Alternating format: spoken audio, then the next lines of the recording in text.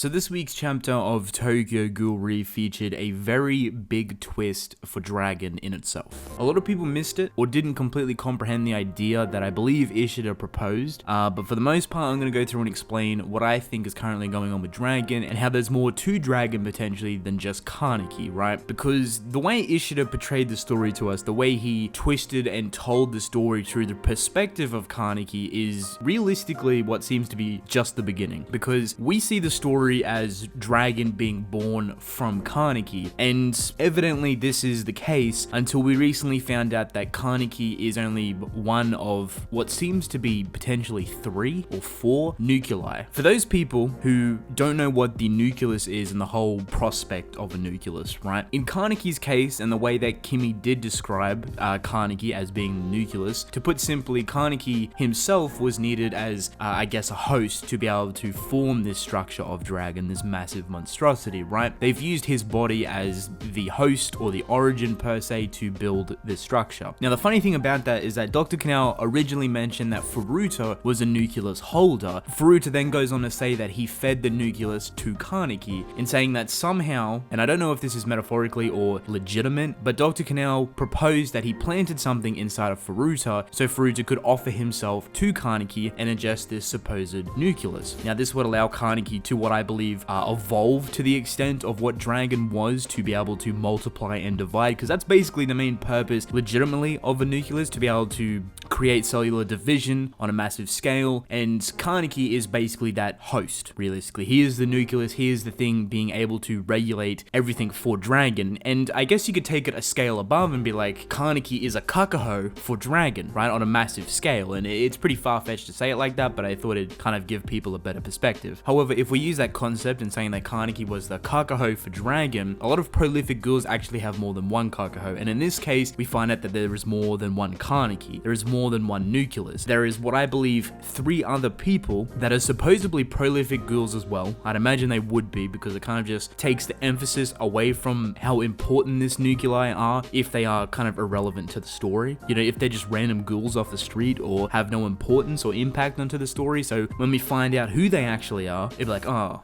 okay, well, we don't even know who that is. But if it's someone we do know, if it's someone that we haven't seen for a very long time, which I'll get onto in a little bit, then the impact is massive. Holy fuck! Who is that? We haven't seen them in forever. You know what I mean? That will legitimately be me when I read that chapter. So to wrap up once again, keep you guys focused on where we are right now, because I've explained it all kind of over the place. Dragon has multiple hosts similar to Kaneki, and what I believe 4 in total. Now, the end goal, I believe, could potentially be Rize, and what we've seen from Rize is the big all-in-all ending. Like, the purpose for Dragon being created was to somehow give birth to this Rize. Now, I don't know what this Rize is meant to be. I don't know if this Rize is meant to be the fucking all-powerful being of ghouls, or the next generation of ghouls, or something else entirely new to transcend that level, becoming a god, if you will. I don't know what it's going to be. I don't know the purpose of going through this massive effort that Furuta and Dr. Kanao have been planning since day 1 to give birth to a single character, and that's kind of proposed on what Dragon actually is. But Dragon itself has some very interesting elements, like the fact that it's releasing its blood cells or these spores or whatever it is to somehow turn humans into ghouls at a extremely aggressive rate, something that we have never seen before. And we recently found out in the newest chapter that Arima somewhat knew what was going on. The big downfall of the human world that Arima pictured was not per se Dragon, but actually humans turning into ghouls. Now, I would not know how Arima managed to figure this out, whether he heard something from Furuta or he was investigating his own situation,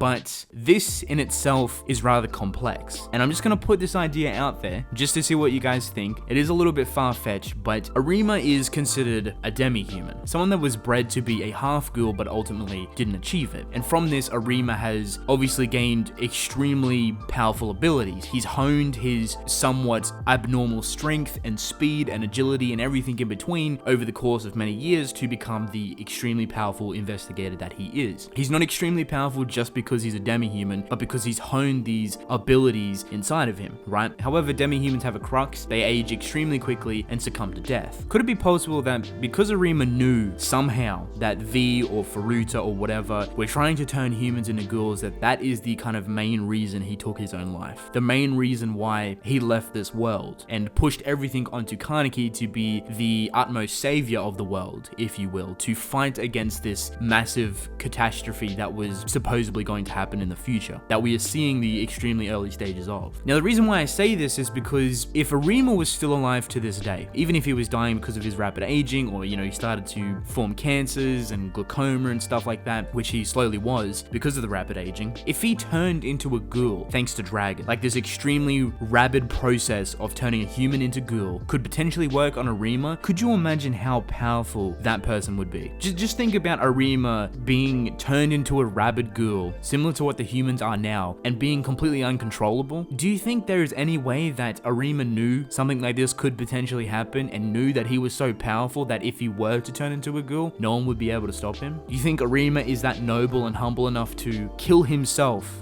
end his own life so that no one could use him as some experimental ghoul puppet in the future thanks to Dragon? I thought I'd just put that idea out there. It's weird to me that Arima knows a lot more than he let on, and the fact that he didn't even tell Kaneki about this massive catastrophe that he knew was coming. I've gone a little bit off track, but I want to jump back to the Dragon situation. So Kaneki being the host for Dragon, supposedly there's 3 more. Like I said, I'm assuming they're prolific ghouls. I'm assuming they're using the same concept as Kaneki per se, and if these 3 ghouls do not get ripped out of the rest of Dragon because only Kaneki's portion is blowing up and crumbling at the moment compared to these other 3 Dragon parts that we have seen are still standing tall, then they have to be ripped out as well. But they have to go back in and try and rip these potentially prolific ghouls out. There's a couple of different characters that I think would fit this spot very, very well. Eto, for one, Shirazu as another, and maybe Old Man Yoshimura or Arata. I say Arata very lightly just because people want to see him back, so I thought I'd throw him in there, but those 3, Eto, Old Man Yoshimura, her father, and Shirazu, I think would be very good extensions or hosts for Dragon. Now, like I said, I don't know the legitimacy of what goes through being a host or a nucleus per se. Like, Kaneki's situation is very coincidental, you know what I mean? He had Rize's cells. He had her original Kakaho. So do these other hosts potentially need Rize's Kakaho as well? Do they need to be experimented on prior to this Dragon situation happening and potentially have Rize's Kakaho put inside of them so they can also frame out and spawn a massive dragon structure to potentially join with Kaneki's? Because that's how I kind of picture it at this point. I don't imagine Dragon itself spawning completely out of Kaneki and then just randomly 3 other ghouls have managed to become the host or the nuclei. That evidently could be possible if the other nuclei aren't prolific ghouls. They aren't named by any means, like they're just other variants of Kaneki per se, like the clones that he was creating of himself, and somehow they are also storing the RC cells, similar to what Kaneki was doing. They're playing like a nucleus, like I was saying. But if they're prolific ghouls, Eto, Old Man Yoshimura, and Shirazu, there's a lot more impact there, there's a lot more drive there, and it works really well with the story. Furuta would have to time this extremely well with Kaneki's situation, because obviously Kaneki is a whole idea in itself, because he had to go to Kaneki, completely manipulate him and force him to do exactly what he needed perfectly. He couldn't fuck it up, and he done it absolutely perfectly. Furuta done an extremely good job in forcing Kaneki into that state of despair, and Kaneki chose to eat. Now, in saying this, I back this up with the 2 capsules we seen in Dr. Canal's laboratory that had the labels King on them, or Ri, I should say. And I found these very peculiar because Armon himself came out of one of these capsules, right? And what's interesting about Armon, which I did explain in my review for the chapter, is that when he went into that capsule, he only had a half Kagaja. But when he came out, he had a full Kagaja, but he was not in control of that full Kagaja. People do not realize this. It kind of just slips their mind, which is perfectly fine because it's really weird to pick up on, but he was not in control of that full Kagaja. So I would almost say that Armon's full Kagaja is maybe something completely different. It's almost like someone hit a switch and he turned into a full Kagaja straight after he came out of that capsule, which I found very weird. Now, what's in that capsule, I don't know. A lot of people think it's just like an abundance of RC cells. I remember Jalen came up with that idea ages back when we first seen those Rize capsules, and I think that's potentially the case. That capsule could be filled with Rize RC cells, just an abundance of them, just like condensed to the max, and you put a person in there and that person absorbs it and they become a monster, if you will. Now, Armon wasn't in there for long, but you can see the time frame per se for Armon. He had a half Kagaja he just recently went into a half Kagaja, he gets defeated, he goes into the capsule, and he comes out with a completed full Kagaja. That's very quick. So you can imagine if someone was soaking in there for quite a bit of time. Does that mean Armon has Rize's RC cells? I don't know. I really don't. But what if, because Armon was broken out, that someone else had to go back in? Eto would be a very good replacement. What if Old Man Yoshimura and Shirazu Shirazu were in the other two, because I believe that easily lines up with the timeline of those characters and Armon as well in that capsule, because there's only 3 I believe we've seen. There could be more, who knows. Armon comes out and they're missing one, so they could potentially take Eto's body that most likely they've been keeping on storage, or I don't know what exactly they're doing with Eto's body, and put that into the capsule, build her up once again. Now, like I said, Dragon has 3 other nucleus other than Kaneki, so far from what we know. There's 3 different locations that have nucleus, that have nuclei as well, so there's 4 in total. Kaneki, potentially Eto, potentially Shirazu, and potentially Old Man Yoshimura. Old Man Yoshimura sounds a little bit weird, but I thought it would have a lot of impact as well for Kaneki, as well as Eto being there, as well as Kaneki and Shirazu and Yuri. So that's the reason why I picked those 3 characters. There was specifically 3 King capsules or recapsules. There is 3 Dragon nuclei that remains, because Kaneki's the only one that's been taken out. And you know how Rize was born from Dragon? What if Rize has taken a portion of everyone's RC cells? You remember how I mentioned genetic coding and how RC cells were specific to a character? Obviously, Kaneki's got his own. He's built his own. He's not just Rize through and through. He's obviously got his own RC cells thanks to Rize.